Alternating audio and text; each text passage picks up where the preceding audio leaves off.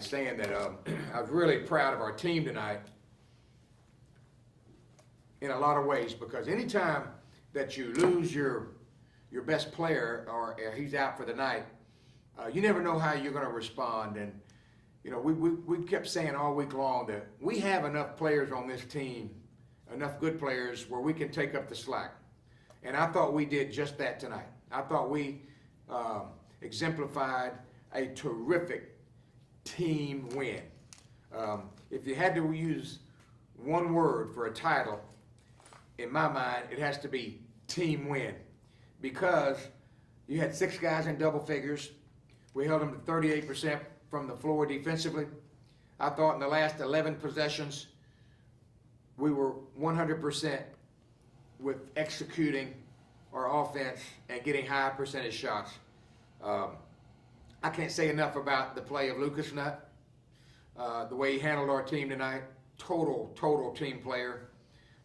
Obviously breaking the record and getting that behind him at something that he deserves a lot of credit, because it tells you about an unselfish player that he is.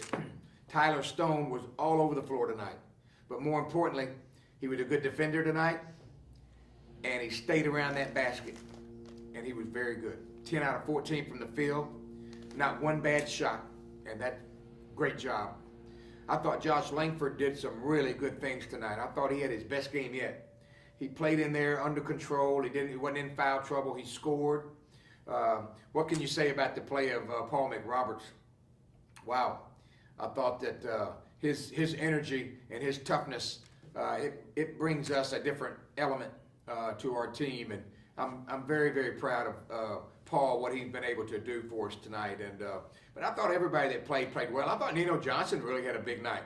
You know, not so good the other night. But I think it goes back to Sunday afternoon, when our team was asked to meet again and practice on Sunday afternoon, basically about an hour and a half without a ball. And that's a miserable feeling. But those guys took it like men, and I think that we are better because of it. And so with that being said, I'll open it up. Coach, we talked a little bit before the game about what this win would mean for you as 250 in your career. Yeah. It's nice to get it out of the way now before you have to start playing conference games again for you. You know, it's a special feeling as a dad and as a coach to have a player that breaks a milestone. You know, last year I think Marlon broke the 3-point record or whatever it was, and I always love my players to break records, to go down in the history books.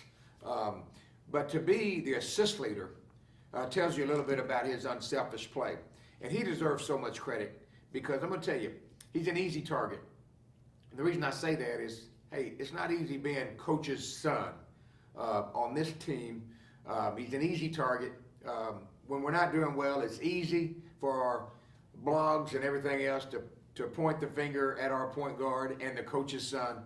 But man, he has earned his right to be on this team. Not only does he have that kind of pressure, but he also has pressure, and not only does he take it all on his shoulders, but he takes his dad on his shoulders. He has to go home and see me when things aren't going right. And that's just added. It's a huge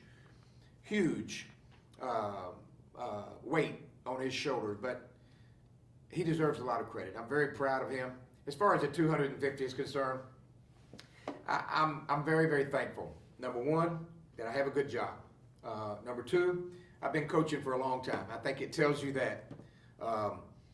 But I'm quick to say that I never took a shot. I never made a free throw. I had a lot of good players, a lot of good coaches.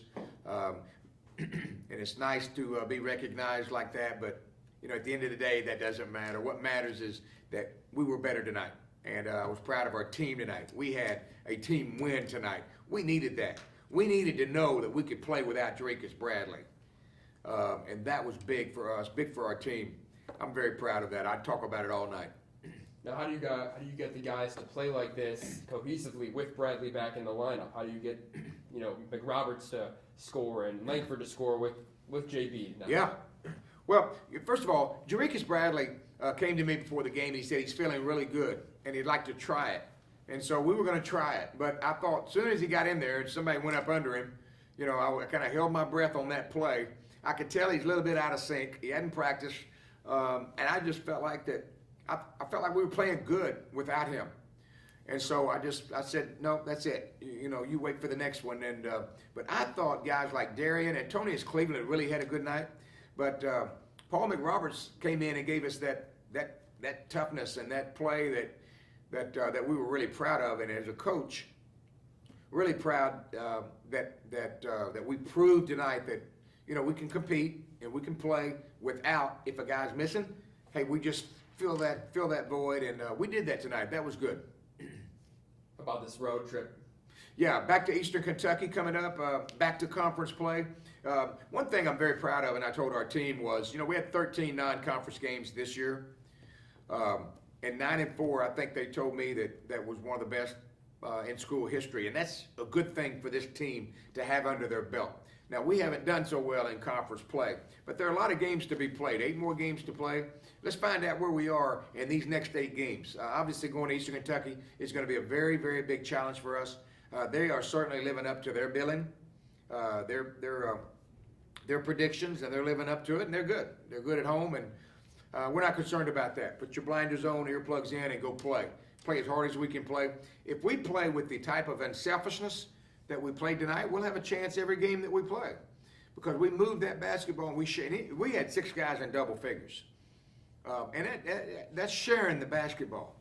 That's shooting high percentage shots. Shot 70% in the second half, and that goes back to good shots, not necessarily good shooting, but good shots. And I love the way our team had certainly bought into that, and all year long, really, to have a percentage the way we're shooting. There's no denying that we're not a great 3-point shooting team, although that, you know, we hit a few shots down there. But when things aren't going right, execution, getting that ball inside, I thought we had our way inside. Right.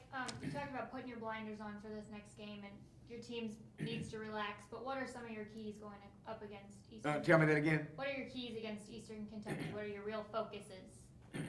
The biggest focus is trying to take the pressure off of our team. I think when things didn't start well in conference play, I think our guys, we're such competitors. Our guys are so competitive that when things didn't go well, we began to crack, and we began to crack under pressure. And we had to spend the last week of trying to make our guys understand that, listen, you know, we have not arrived yet. Our program hasn't arrived yet. You know, when you arrive, first of all, you've got experience, and then when things don't go right, we just pull right through it, and you don't let anything bother you. But we have a lot of newcomers. We have, and again, no excuses, but I just feel like I just wanted to take some pressure off Tyler, off Lucas, off Nino, because those are the guys, they're the only ones that have played last year. And they wanted to do so well this year. And the sky was the limit. Expectations were sky high. And I really thought that it was starting to really affect our play, because I thought we played tense, we played nervous, we played not to lose. We did a lot of things. A game like tonight will really help us, because we had confidence in our defense, we had confidence in our offense. We really did some good things tonight.